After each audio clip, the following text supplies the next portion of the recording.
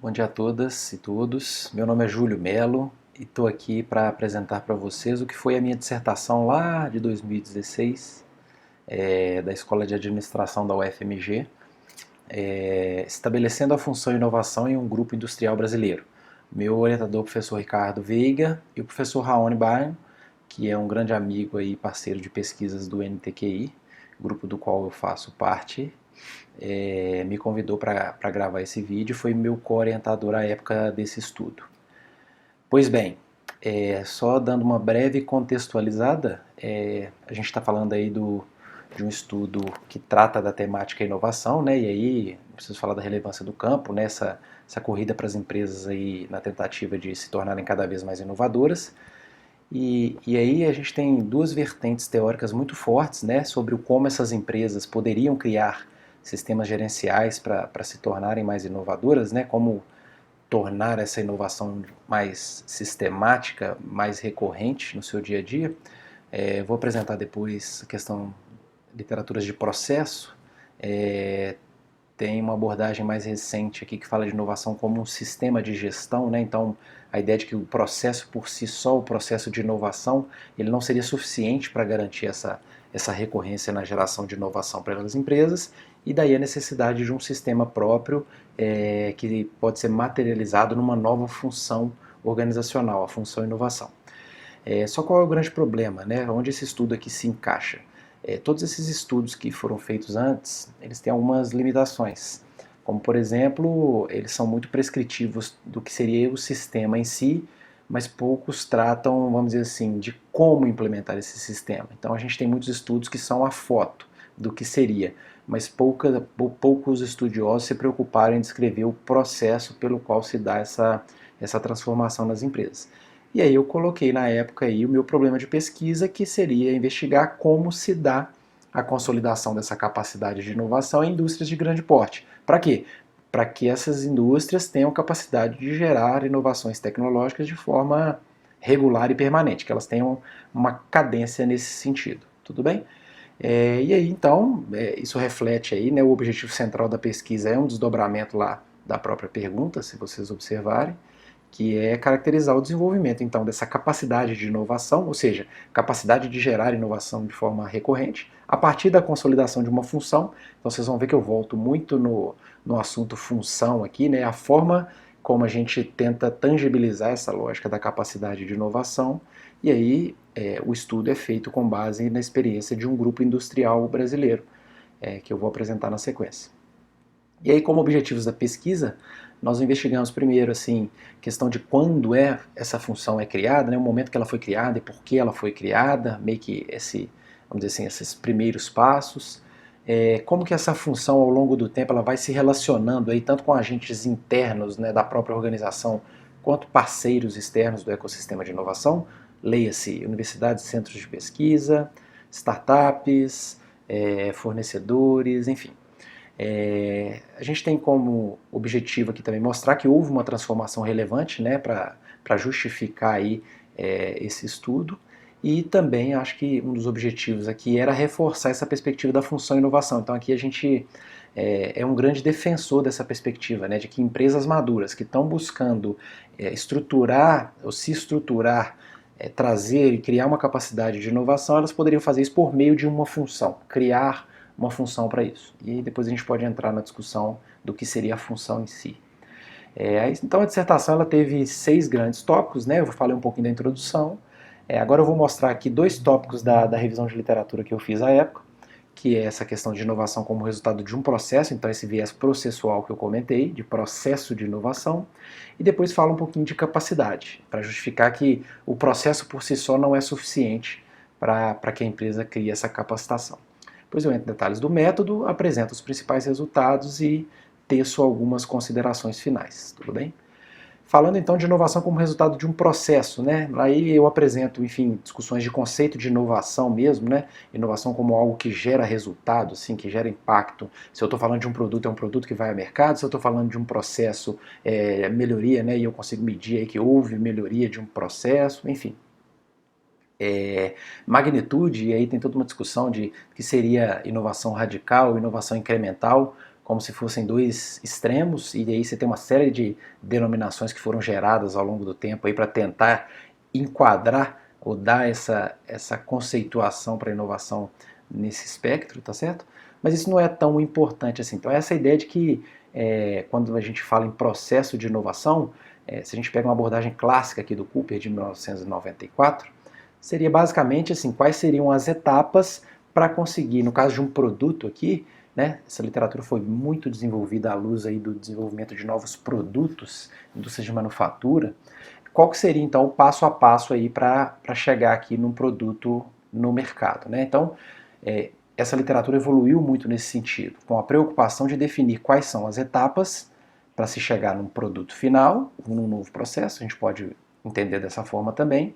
Então você teria algumas etapas para isso, que estão descritas aqui, tá certo? Desde a descoberta, pesquisa preliminar, plano de negócio, enfim. E aí a lógica, né, por que é stage gate? Você tem os estágios e você tem os gates.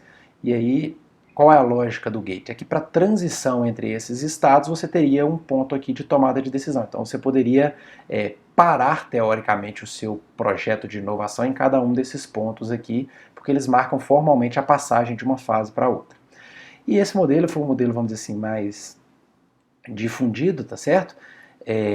Mas isso evolui, você tem outras abordagens. Eu trouxe aqui a abordagem do professor Henrique Rosenfeld, que enquanto no modelo anterior do Cooper, né, você tem uma abordagem bem linear, assim, no nível de um projeto, Rosenfeld já tenta trazer aqui a lógica de um pré-desenvolvimento com uma visão muito clara de portfólio, né? Percebam que até a representação visual, ela não é só uma sequência única, você vê que tem 3 sequências sobrepostas aqui, dando ideia de que na organização o que acontece, na verdade, você não tem um fluxo único, né? Você tem cada projeto sendo tratado aí, eles seguem uma mesma esteira, mas num contexto de portfólio, ou seja, são vários projetos sendo desenvolvidos ao mesmo tempo.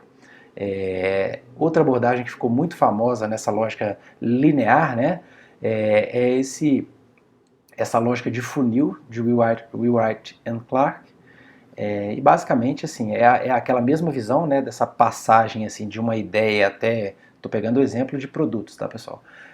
Da passagem desde uma ideia até esse produto final, mas o funil ele traz essa ideia de que, vamos dizer assim, muita coisa entra e pouca sai lá na ponta, né? Claro que você tem aqui uma lógica de fases e gates, né, os filtros, similar ao stage gates, mas essa lógica de que você vai afunilando ao longo do tempo. Tudo bem? E aí, então, qual é a crítica aqui? A crítica é quando a gente está falando de gestão da inovação, ou construir uma capacidade de inovação, é que o processo, ele funciona, ele dá uma organização aqui para esse encadeamento nas fases do desenvolvimento de um produto, de um processo, de uma nova solução, mas ele por si só não garante a recorrência de uma empresa na geração de inovações. A empresa deveria combinar outros elementos aí ao processo para que ela consiga sistematizar essa geração de inovações. E aí eu comento lá na dissertação, né, quais seriam esses elementos, ou seja, precisa ter uma estratégia muito bem definida, né, de inovação, ou seja, para onde a empresa quer ir com essa nova vertente. Liderança precisa estar engajada, você tem todo o papel aí, enormes discussões aí sobre qual seria o papel da liderança nesse processo. Governança, ou como as decisões são tomadas, né? Você tem que ter mecanismos de governança claro para garantir essa estrutura funcionando. A própria estrutura organizacional em si, né? Não adianta você ter um processo, mas não tem quem o faça. Então, quando eu falo de estrutura organizacional, nós estamos falando de pessoas, de papéis, enfim, de hierarquia, é isso mesmo. A discussão é como a gente monta uma estrutura para dar suporte à execução daquele processo.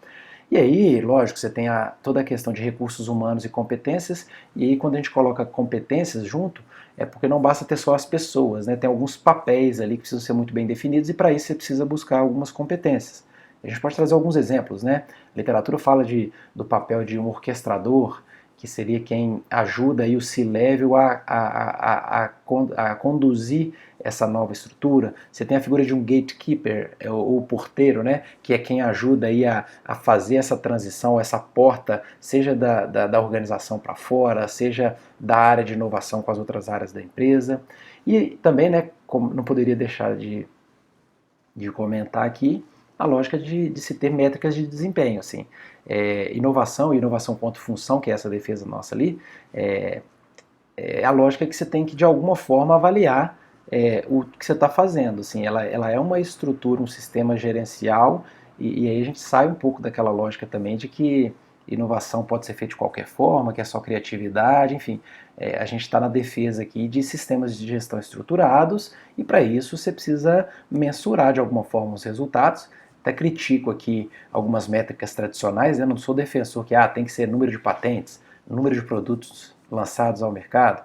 Você tem métricas que também poderiam pegar aí aspectos mais intermediários e não só resultados mais finalísticos desse processo. Mas é importante trazer isso para a mesa também. E aí tem toda a discussão de inovação como uma função, que é uma defesa que veio forte aí da professora Gina O'Connor, de Babson. E a lógica da função vamos lá, é um organismo, né, é uma entidade dentro da organização que ela está voltada, é um grupo de pessoas que tem uma missão muito bem específicas. E aí no caso da função e inovação, a gente está falando de um grupo de pessoas que carrega a missão de transformar a empresa pela inovação, de garantir aí, de proteger os projetos de inovação perante aí os projetos tradicionais da companhia, algo nesse sentido. O professor Mário Salerno, que hoje é meu orientador no doutorado, ele até no livro recente de Gestão da Inovação Mais Radical, ele tenta trazer um arcabouço mais bem fundamentado para o que seria essa função, né? Fazendo analogia aí a um departamento, a uma área na empresa, reconhecida no organograma. Então acho que é bacana, vale a pena dar uma olhada nesse sentido, tá? Então é isso, a gente vai falar muito de função aqui, e para simplificar, se quiser fazer uma analogia aí, um departamento, uma área dentro da empresa, eu acho que a gente consegue tratar bem pegando por essa perspectiva, tá? E aí tem um estudo muito interessante que é do amigo professor Raoni Barn, que ele, durante o doutorado lá, em meados de 2014, 2015, ele fez um estudo multicasos em várias empresas que vinham vamos dizer assim, nessa missão de construir as suas funções, né, as suas áreas de inovação, e aí ele caracteriza o que seria um desenho padrão de uma função e inovação usando o caso brasileiro. Então fez muito sentido para mim à época, continua fazendo sentido, isso é assim, a gente tem feito pesquisa recentemente e isso aqui faz cada vez mais sentido, tá, pessoal? Qual que é a lógica, então, da estrutura da FI? Ela não é uma estrutura, vamos dizer assim, clássica, vocês vão ver que ela é meio fluida, ela tem conexões que não são só aqui o que a gente chama de um grupo central. Então tem a figura de um grupo central mesmo, um time, tá certo? Que faz a operação do que ele chamou lá de atribuições. Eu vou mostrar isso na sequência, né? Atribuições são, de fato, aquelas atividades que esse time faz no dia a dia. Então tem um time central aqui. E esse time ele tem três ligações, principalmente. Primeiro, ele está ligado aqui normalmente a um comitê estratégico, que fornece diretrizes para a sua atuação aí no ambiente organizacional. Esse time ele acaba construindo muitas pontes na própria empresa, aí o professor Raoni até chama aqui, né, que vamos dizer se é o termo correto, né, ligações horizontais, quando a gente pensa em teoria organizacional, são ligações horizontais que esse time faz na empresa. Então, vou dar um exemplo aqui, esse time precisa se ligar ao RH para que tenha um programa de carreira para os seus membros ou para quem trabalha com inovação. Esse time precisa estar ligado ao financeiro, que é quem, no final do dia, vai gerenciar os recursos financeiros associados aos projetos de inovação.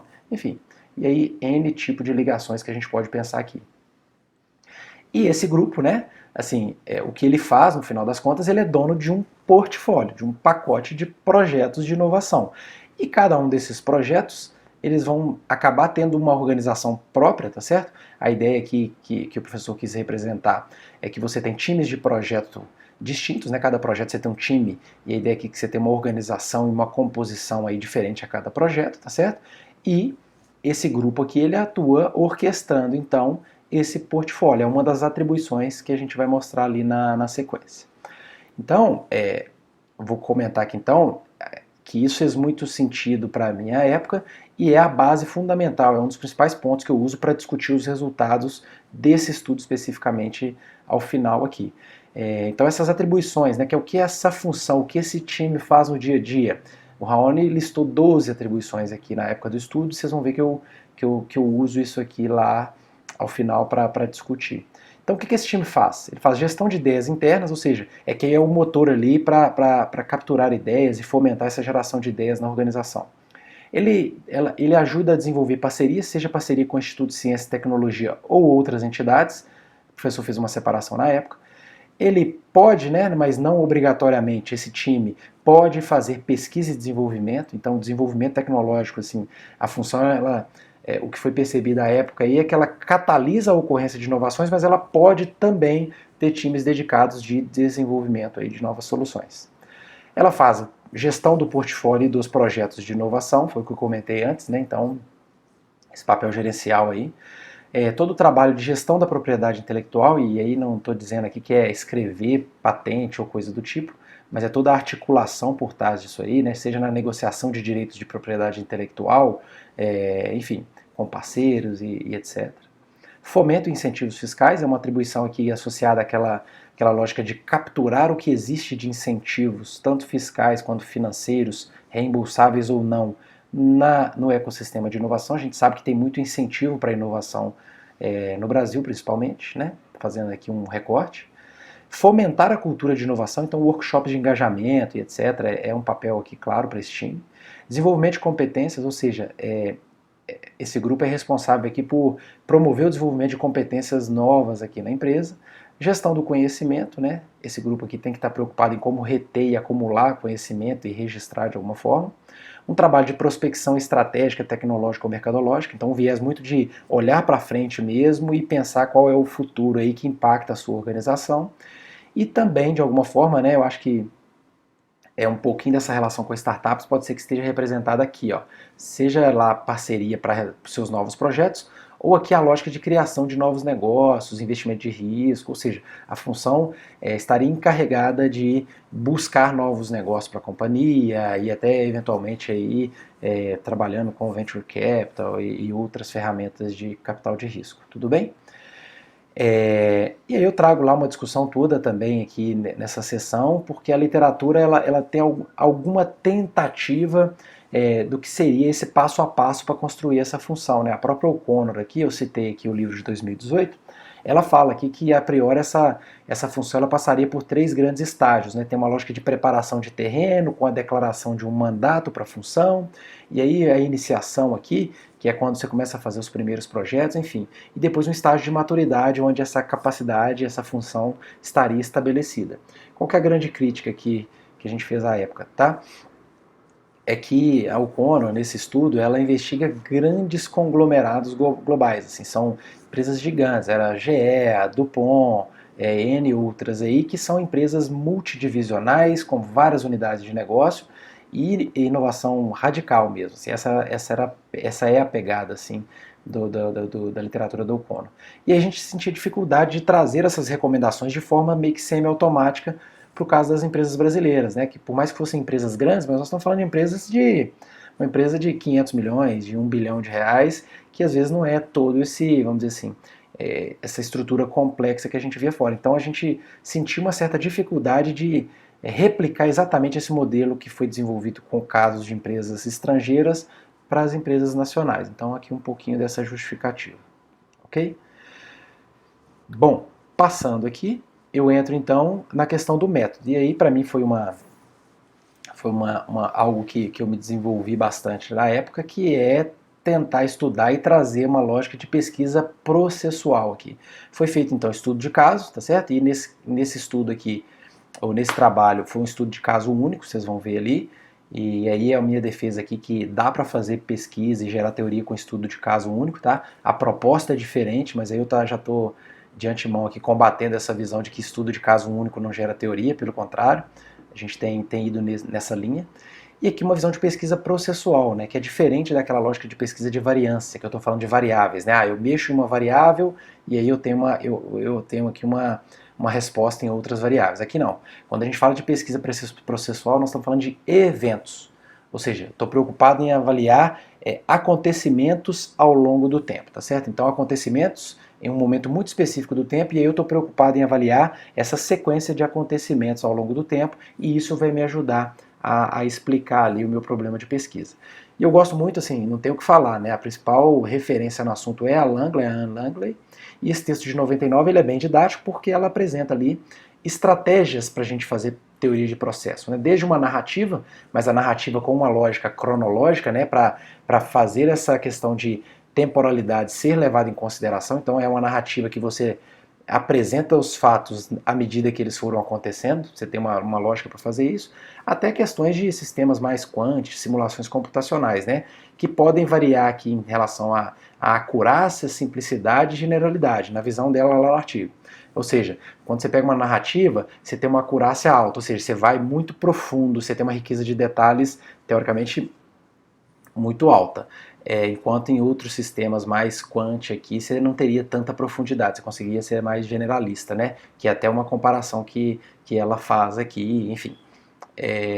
E aí, pessoal, o caso na época, né, eu chamei aqui de grupo, acho que essa letrinha grega chama teta mesmo. A gente, na época, fica tentando esconder os dados, mas enfim, se qualquer pessoa entra no currículo, eles sabem de quem a gente está falando.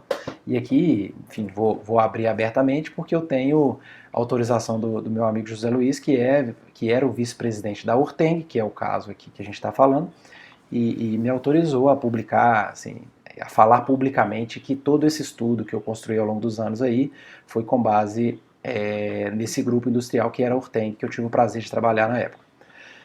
E então, assim, o caso, né, pensando em nível de análise, o caso era o grupo Orteng, tá, pessoal? Isso é bem importante, assim. Então, a gente pode ter diferentes níveis de análise quando a gente está falando de estudo de caso e a gente precisa recortar e definir muito bem o que a gente está chamando aqui de caso. Então, o meu caso aqui era o grupo. Então, quando eu falo que era o grupo, por quê? Porque você tinha várias empresas ou unidades de negócio, tá certo? Se a gente for pensar, a gente poderia. Uma empresa poderia ser um caso, um projeto de uma empresa poderia ser um caso. Então, eu estou fazendo questão de deixar muito claro que o caso aqui era o grupo Orteng.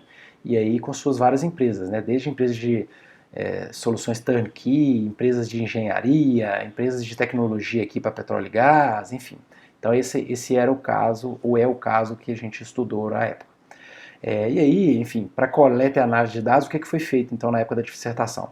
Eu participei particularmente como observador aí, do caso ao longo de 3, 4 anos, e ao longo desse período fui juntando documentação, tá certo? Que me ajudou aqui no momento futuro. Ao final de 2015 aqui a gente fez várias entrevistas confirmatórias, né? Porque eu não podia trazer esse viés pessoal meu, então eu coletei dados, mas todos os dados que foram usados aqui para fins de pesquisa, eles foram validados em entrevista, tá? Então eu fiz isso, assim, eu montei alguns quadros daqueles eventos que eu vou mostrar, na minha perspectiva enquanto pesquisador, mas depois eu comparei isso com a visão de entrevistados e eu vou mostrar depois que quando a gente chega nos eventos críticos do caso, ou seja, se eu tiver que contar essa história deste caso, quais são os eventos que resumem essa história? Aqui a gente usou muito forte só a visão dos entrevistados. Então, essa lista de eventos críticos que contam o caso são os eventos na visão dos entrevistados, não tem um viés meu pessoal aqui.